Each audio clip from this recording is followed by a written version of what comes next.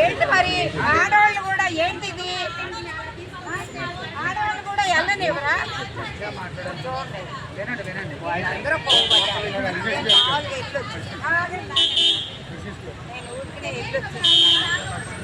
కాముగా ఇల్లు వచ్చేస్తున్నారు కదా, చూడాలి కదండి. చూడకుండా మమ్మల్ని ఎందుకు పంపించారు? మీరు చేస్తారు కాదని హత్య చేశారా లేకపోతే ఎవరైనా సొమ్ములు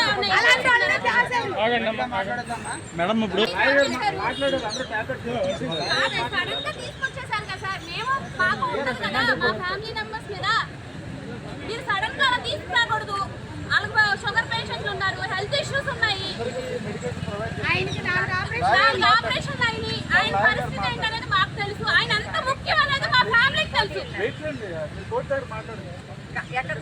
అందరికీ